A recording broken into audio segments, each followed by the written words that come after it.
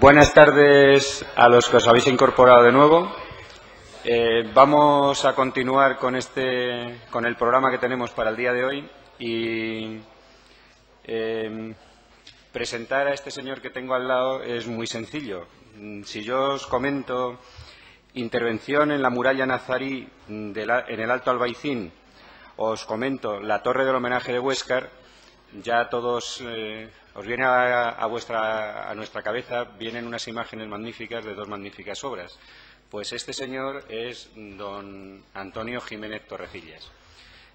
Creo que hay una frase que nos hace entender perfectamente su obra. Es una frase que ha escrito él. Dice: lo que más nos hace cambiar como arquitectos es encontrar lo novedoso en el mismo mundo nuestro de siempre. Creo que con esos principios las obras están perfectamente entendidas. Él es profesor de la Escuela de Arquitectura de Granada, es profesor invitado de diferentes universidades nacionales e internacionales y su obra está muy premiada tanto a nivel nacional como internacional. No merece la pena que yo me ponga a decir ahora cuáles son sus premios, vamos muy mal de tiempo y creo que lo importante no es escucharme a mí, sino escucharle a él. Adelante. Gracias.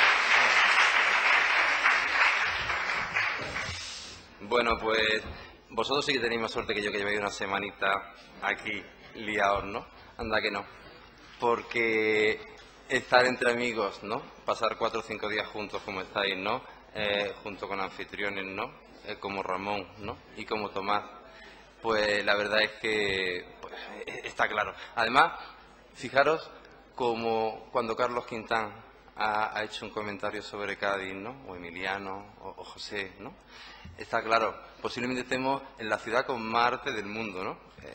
Por eso la gente aquí vive de esta manera y la verdad es que os digo eso, ¿no? Me ha dado rabia perderme estos 3 y 4 días de fiesta común y no poder charlar o hablar de arquitectura con cervecita y jamón, ¿no? Pero como sé que la cerveza y el jamón está esperándonos dentro de media hora, pues voy a arrancar ya directamente, ¿no? Y quería contaros, ¿no? Algunas cuestiones sobre las que habéis reflexionado, cuestiones que siento muy de cerca, ¿no? Decía el texto que había escrito Ramón que por qué a veces se pensaban los espacios públicos en negativo, ¿no? Por qué a veces es el residuo, ¿no? Y no el objeto, ¿no? Por qué esos espacios públicos, esos jardines, la naturaleza, ¿no? Tiene quizá a veces un papel secundario, ¿no? Y no es el fundamental. Eso es cierto, es verdad que muchas veces sabemos leer las cuestiones en fondo y en figura, diferenciamos, ¿no? Decimos esto es fondo y esto es figura. ¿Y qué rebelión sería? Estoy totalmente de acuerdo con el objeto troncal de este curso, ¿no? Pues eso, intentar más contar las cosas desde el vacío que desde lo que hacemos, ¿no? Cuando me preguntaron cómo podíamos, de qué quería hablar, pues quería hablar de esto, no quería hablar de otra cosa más. Y recordaba un amigo mío, un compañero mío, que un constructor muy gracioso, no con tanto arte, se llama Malafolla Granaíno y no tan artista gaditano, ¿no? Cuando le preguntaban sobre un muro que había salido mal, dice: no te preocupes, si el complemento de la arquitectura es la verdura, ¿no? Decía, tú tranquilo que eso ya crece ahí una enredadera y esto queda fetén, ¿no? Ojalá que pudiéramos entender todo al revés, ¿no? Ojalá que la arquitectura fuera el complemento de la verdura, ¿no? Ojalá que fuéramos a veces más jardineros que arquitectos o viéramos más las cuestiones del negativo que del que dibujar esas siluetas, ¿no? Quiero hacer simplemente una referencia sobre un momento que me ayudó mucho y me enseñó mucho sobre esto. Y fue cuando tuve la posibilidad de visitar pues un jardín que llevaba muchos años intentando conocer. Posiblemente porque vengo de una tierra en que los jardines son fundamentales, ¿no? Posiblemente vengo de una cultura donde ha sabido transmitir su concepto de la felicidad a través del jardín y haber experimentado en él los modelos de vida perfectos, ¿no? Quizás el patio de los Arrayones de la Alhambra pues sea el jardín que Lisland construyó mejor jamás, pero cuando estuve, y ya hemos hablado de esto a veces, ¿no? y fui a ver pues el jardín de Ryoanji, ¿no? El jardín Zen de Ryoanji en Kioto, que, como ya os digo, tenía muchísimas ganas de llegar allí. Preparé la visita muy bien, estudié todo lo bien que yo podía.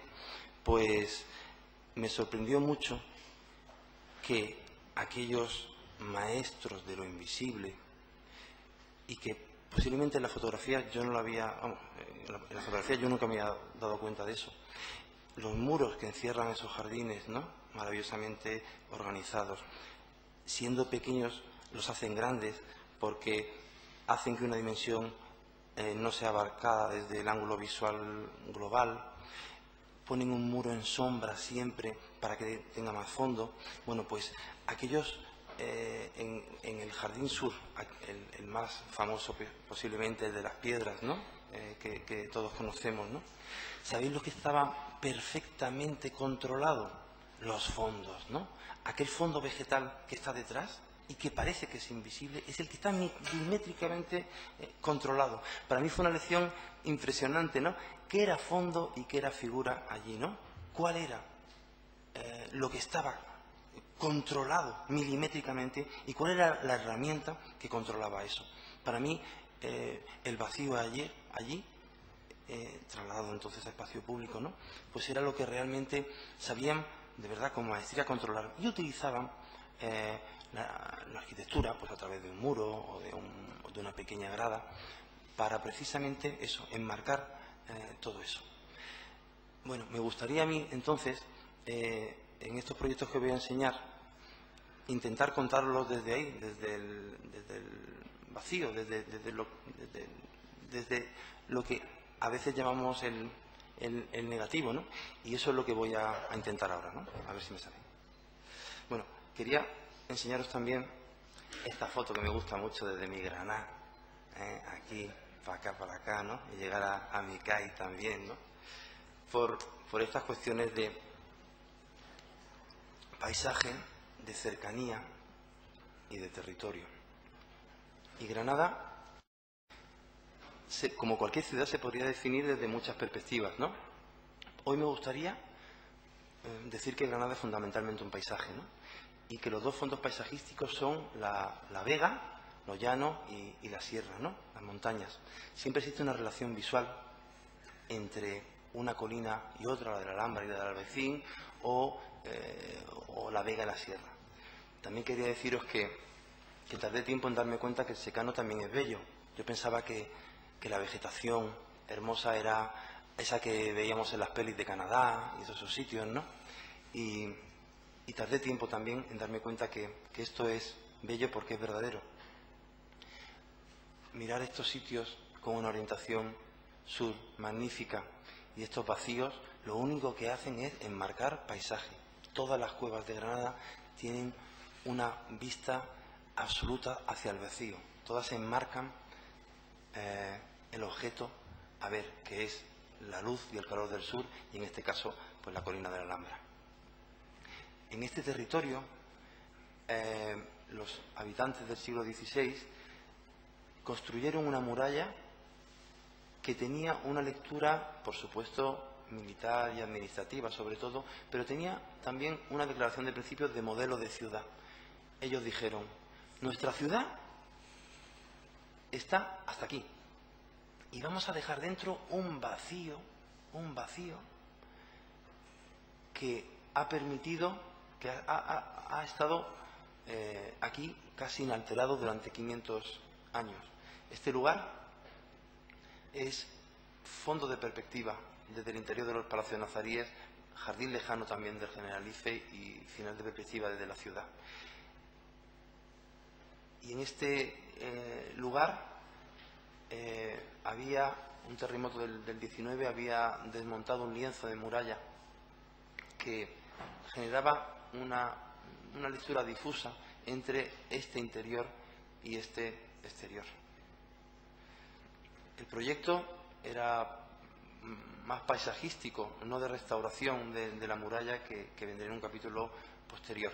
Por lo tanto, lo que propusimos fue sacar toneladas de basura que había aquí, restaurar los caminos históricos, de tal manera que donde había empedrado granadino, pues lo restauramos. Donde la topografía era más horizontal, apisonamos tierra, y donde la pendiente se acuciaba más, pues pusimos unas cuantas piedras a modo de escalones, pues uno debajo de la otra. Faltaba después recomponer la unidad visual de este lugar y definir claramente esos dos mundos, ¿no?, el interior y el exterior, que era necesario redefinir. Yo tengo la convicción de que en el momento en que definimos el sistema constructivo, en el momento en que definimos cómo construir algo, estamos ya irremediablemente definiendo el aspecto formal de nuestros proyectos. En el momento en que decidimos cómo construir nuestros proyectos, estamos ya determinando su aspecto final. Y frente al concepto de fábrica o de muro, de tapial, hay un concepto que es el de apilamiento, que transmite más provisionalidad. Y esa sensación de provisionalidad, estos son apilamientos de la Vega de Granada, que han sido fotografías que a lo largo de los años he ido haciendo. Bueno, pues esos apilamientos, esta forma de construir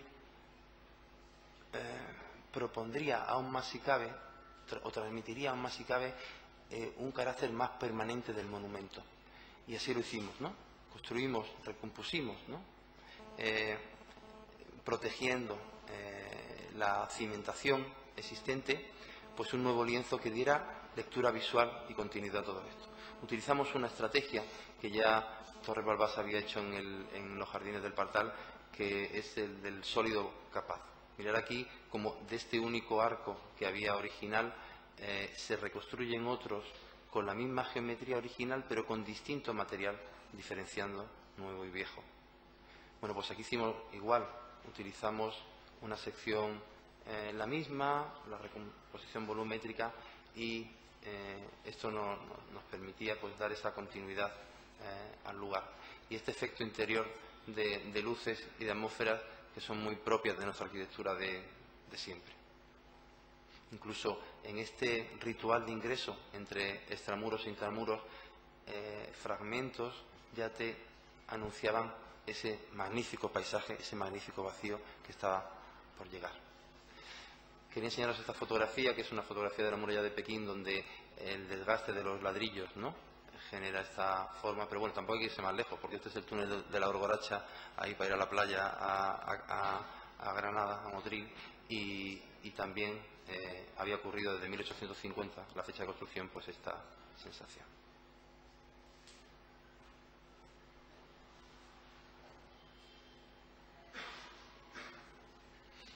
Bueno, os decía antes que Granada es fundamentalmente un paisaje, y si tuviéramos un callejero del centro, podríamos contar que hay un centenar de calles y de callejones, un número muy similar de plazas, 28 paseos, aceras y carreras, 3 avenidas y 33 miradores. Granada es fundamentalmente un paisaje, y romper una perspectiva en Granada es tan grave como demoler un monumento primordial. Aquí había una oportunidad nueva, generar un mirador más en una ciudad de miradores. Y en este pequeño museo fue realmente lo que hicimos.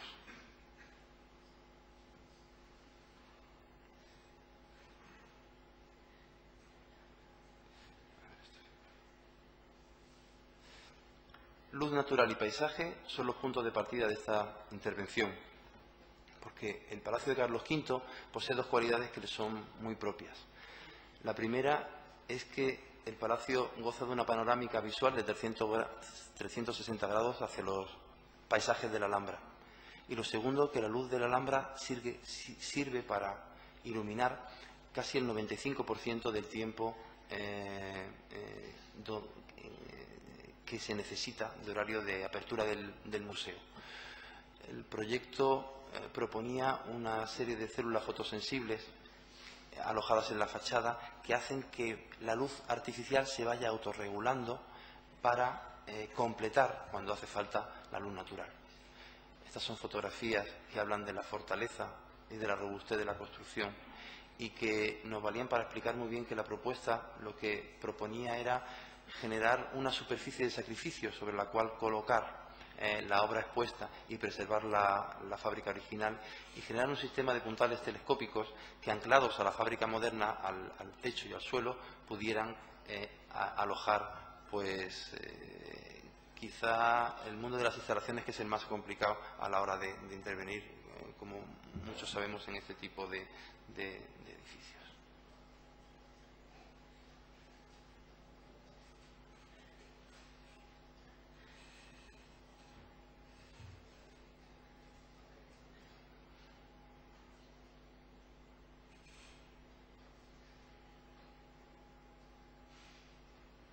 Quería enseñaros un proyecto también que está en la zona norte de Granada, en el camino que va hacia Levante. Es en Huéscar, que es un cruce de caminos histórico que conectaba Levante con Granada y Murcia con Cazorla. Y aquí también esta relación paisajística y de vacío es tremendamente importante. Bueno, es una cosa natural porque todos estos asentamientos pues tienen por objeto buscar históricamente esas relaciones visuales con el paisaje. La ciudad está aquí, este es el río Huéscar y su vega, esta es la visión desde la vega hacia la ciudad, y esta es un zoom de esa ciudad desde una perspectiva de la ciudad hacia esa ladera. Como veis también aquí, ese mundo de sustracción, ¿verdad? Aquí no tenemos que adicionar, y entonces se entiende mucho mejor la operación de generar un vacío, ¿no? No construir 4 paredes, pues es así. En este lugar se sabía que aquí que esta era pues la fortificación, la alcazaba medieval que los árabes habían construido, y cuando los cristianos la reconquistan, la torre del homenaje, que era la torre principal y que está aquí, pues la desmochan para que ellos no la vuelvan a utilizar en caso de rebelión. Pasan 600 años y todo esto, lógicamente, ya entra en el ajuar de lo doméstico. El proyecto tenía como objetivo, a raíz de unas casas que aparecen demolidas, adosadas aquí, pues restaurar y poner en valor la torre del homenaje de Huéscar, que, como veis, tenía este aspecto, claro, porque habían hecho forjado y ingresó todo esto en el ajuar de lo doméstico, y era buscar ese aroma medieval que este lugar pues tenía. Para ello, pues se restauraron y se reforzaron todas estas piedras. Bueno, tengo que deciros que todas estas piedras que veis aquí proceden de un lapidario romano que los árabes habían utilizado por su resistencia, y que habían puesto las piedras más grandes, ¿no?, en las esquinas para fortalecer esto. Siempre trabajamos sobre los hombros de nuestros antecesores, y una carta que una generación descubre afecta a las que vienen después. Es evidente que cualquier vacío que intentemos proponer en cualquier espacio público, qué duda cabe que tiene efecto de limpieza en aquellos que vienen después. Mirad qué bonitas estas piedras, preciosas, maravillosas. Más fíjate cómo las ponían, ¿no?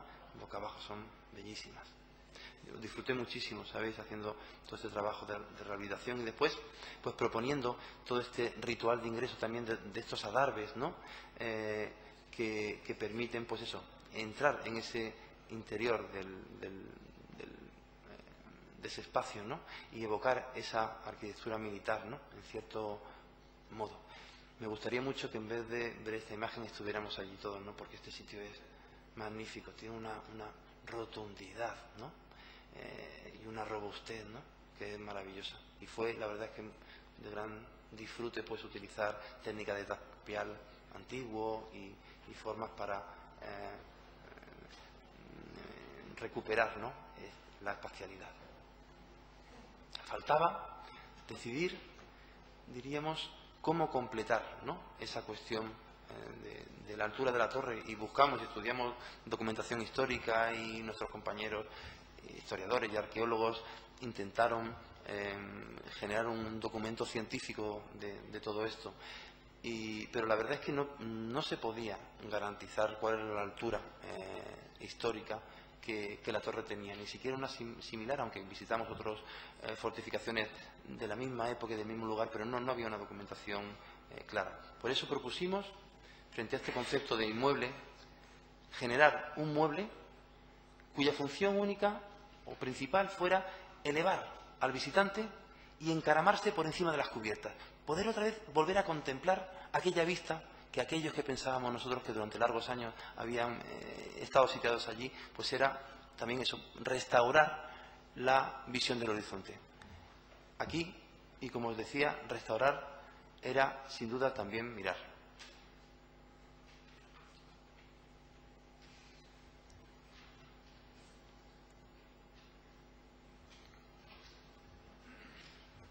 Este paisaje es maravilloso. Una rampa de doble curvatura pues sirve para subir y para bajar a este mirador.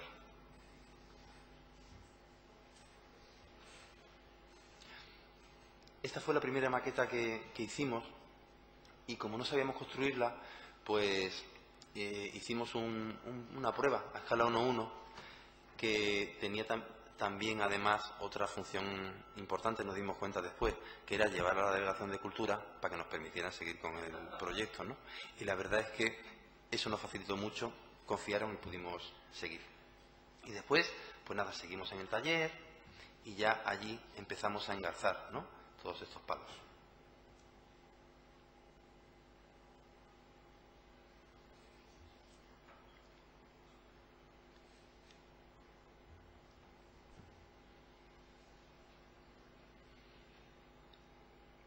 Cuando estábamos trabajando en la Torre del Homenaje de Huéscar, el alcalde consiguió una subvención de una escuela-taller.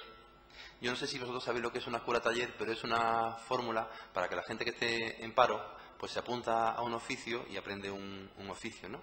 Y entonces, pues, aquí estaba la antigua escuela de música y pudimos conseguir un taller de albañilería y otro de carpintería para empezar a intervenir en este sitio. Un sitio que presentaba cosas muy peculiares, pero que después, bueno, pues se declaró el pósito del siglo XVI de la ciudad. El pósito es el almacén de grano, donde se acopiaba el grano para regular los precios de ese producto y así pues controlar San Brunal, ¿no? Como veis, había tenido rehabilitaciones en los años 60 y nada, pues lo que hicimos fue empezar a construir los muros, a limpiar y a numerar todas las maderas. Fijaros qué cosa más hermosa, la restauramos. Y este era el aspecto que tenía la escuela de música, pero desde el principio ya pues nos dimos cuenta que estos muros de tapial, estos huecos habían sido abiertos con posterioridad y que no ofrecían gran interés. Hicimos una selección de cómo intervenir, ¿no? Y utilizamos también el mismo encofrado que teníamos para hacer los muros para hacer una especie de tapial, ¿no? Porque la arena de río que tenían allí era muy buena y pudimos restaurar pues esta fachada. Fijaros, ¿no? Lo que pasa es que tuvimos la suerte de que como en ese momento estábamos trabajando en el Museo de Bellas Artes y el maestro ebanista con el que trabajamos era un tío extraordinario, un valenciano de una calidad bestial, pues se brindó generosamente, le pedimos que viniera y generosamente pues nos enseñó las técnicas tradicionales de este trabajo, ¿no? Me gustan mucho todas estas fotografías, precisamente por la técnica y por el esfuerzo, ¿no? Porque la verdad es que aquí teníamos poca técnica, pero teníamos un interés y una ilusión de la gente que trabajábamos aquí, estupendo. Yo digo que a toro pasado este grupo de mujeres y de hombres de Huéscar no lo cambiaría por ninguna empresa la más especializada del mundo, porque esta gente trabajó por su pueblo con una intensidad bestial, con unas ganas locas, y realmente el tesoro que teníamos aquí era eso, es que éramos mano de obra, ¿no? Y en pocos proyectos, oportunidades podemos tener mano de obra, que eso, ¿no? Y pues eso es lo que valoramos aquí entre todos y fue una delicia.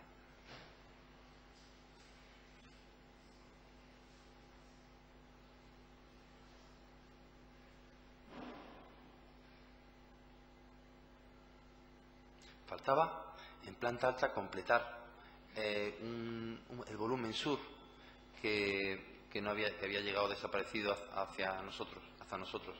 Entonces, bueno, pues nada, echamos la losa aquí, ¿no?, de cubierta, y faltaba completar, ¿no?, este volumen que, como os digo, pues daba al sur y a las vistas de las que estamos hablando. Como habían sobrado maderas de la torre del homenaje, pues las utilizamos aquí, ¿no?, y hicimos esta especie de celosía estructural. Veis que está esperando la losa que la cerraba, ¿no?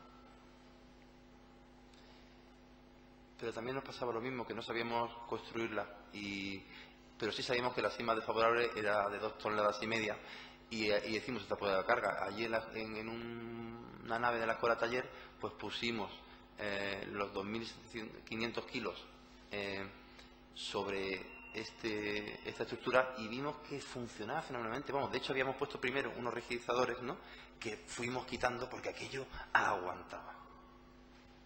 Total, que la sección final se produjo de esta manera. Estos son los 20 centímetros estructurales de esas maderas que veis. Aquí está el cerramiento de vidrio, y después estos centímetros, que creo que eran unos 12 o algo así, se completaron estudiando la radiación, el control de la radiación luminosa, ¿no?, en la época estival hacia el interior. Este era el exterior, ¿no?, del extramuros, porque realmente esta era la muralla, la continuación de la muralla sigue siendo de allí. Y mirar también, ¿no?, cómo fuimos aquí, pues.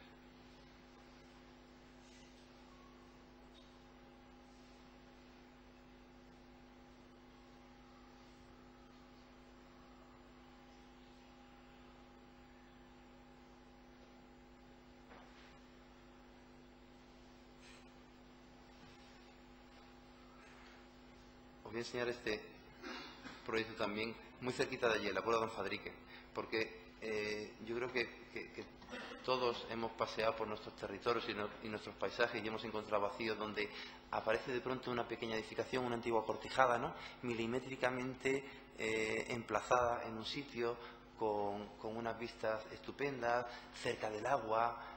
Está claro que los pastores y los agricultores tardaban años, ¿no?, antes de decidir milimétricamente dónde construían sus edificaciones.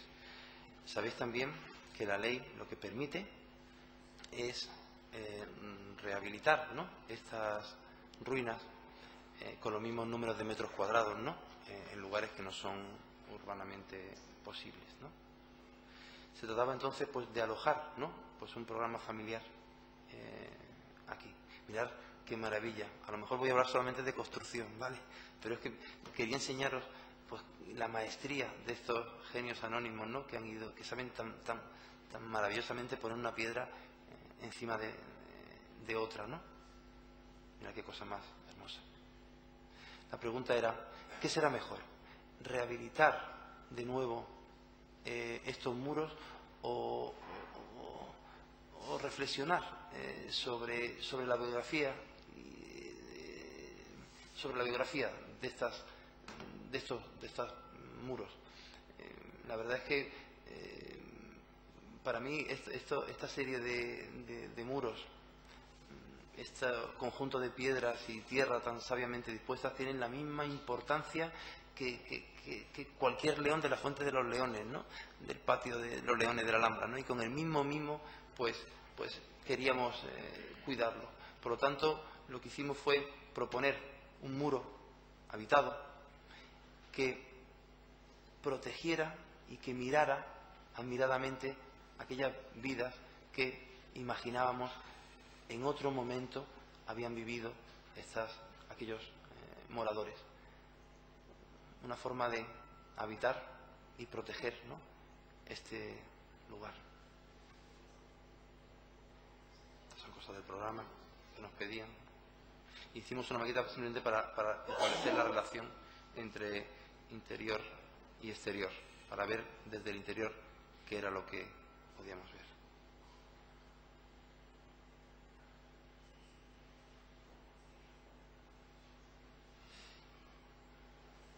Quería enseñaros también, pues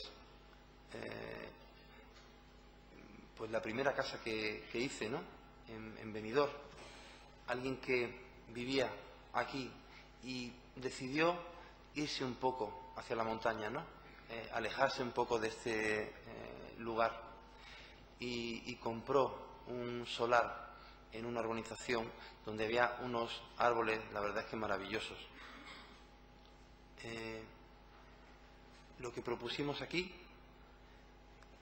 fue primero sacar como el mapa de constelaciones de los árboles que había, ¿no? Y antes de proponer las estancias, pensamos que era más importante definir los espacios exteriores y a cada jardín proponerle un interior.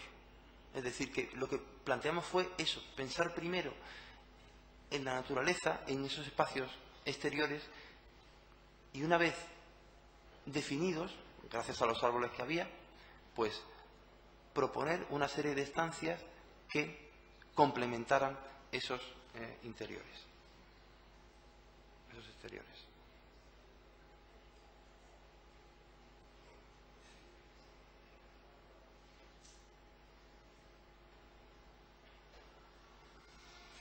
Me hace ilusión porque, sabéis, hace, no sé, a lo mejor 15 años que hice este proyecto, hicimos este proyecto y me hacía mucha ilusión cuando hablábamos de vacío, ¿no?, volver a verlo, porque yo no sé si alguna vez he tenido la oportunidad de enseñarlo, ¿no? Y quería también haceros esta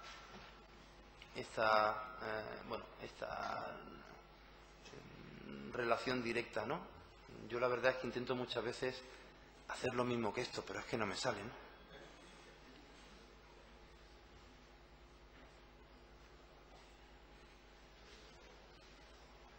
Porque yo creo que esos grandes espacios, está claro, esos lugares tan de culto y tan sagrados nuestros, yo creo que magistralmente controlan el vacío y el espacio, ¿no? No solo las paredes, los suelos y el techo, sino que son maestros, ¿no?, del control del negativo, ¿no?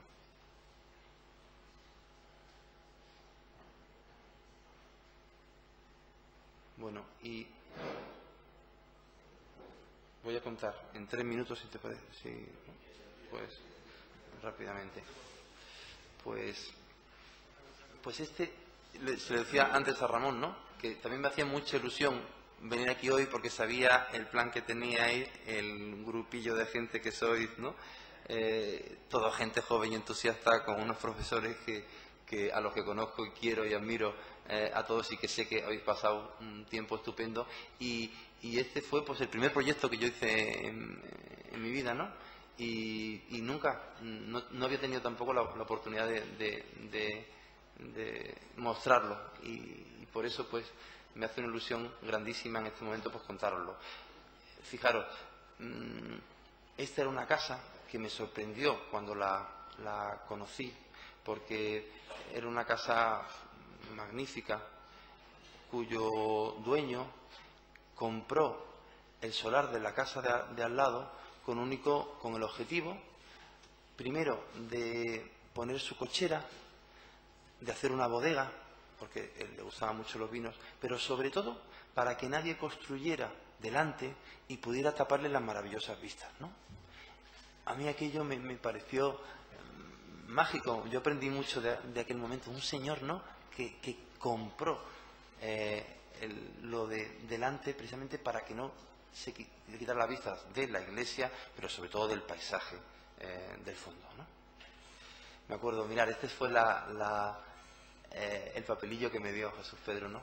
Dice, mira, abajo hacemos la bodega, por la calle de abajo la bodega, por la parte de arriba la cochera, Y aquí pues hacemos un almacén porque le gusta mucho coleccionar cosas y coleccionamos. Bueno, lo que le propusimos nosotros es, además de hacer todas sus necesidades, ¿no?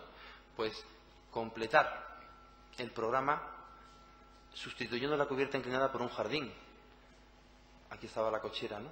Un jardín que completara la casa, porque sabemos que una casa sin jardín, una casa con jardín está completa, y que pudiera, en definitiva, acercar de alguna manera también este secano aquí. Este jardín lo que quería era acercar el paisaje.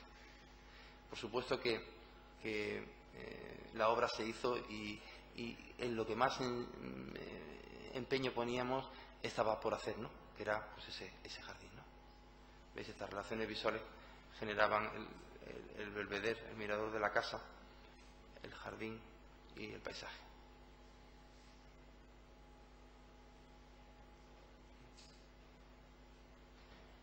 Creo que, ya os digo, este fue nostálgicamente como el proyecto primero ya casi hace 20 años, ¿no?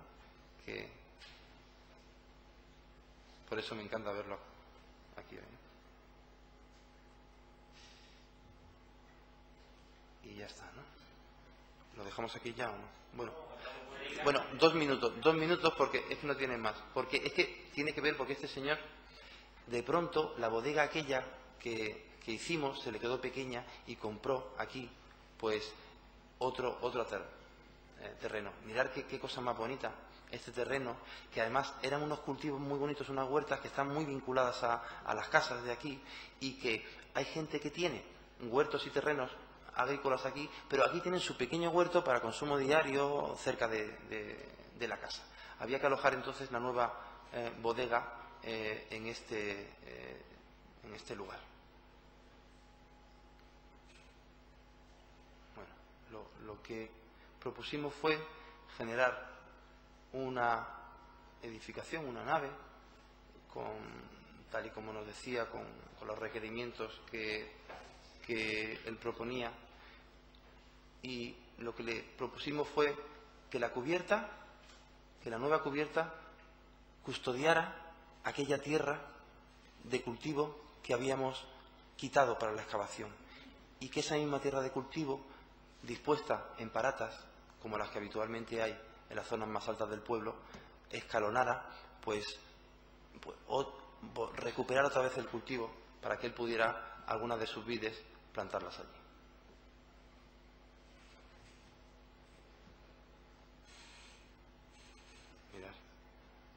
Mirad qué fondo más hermoso.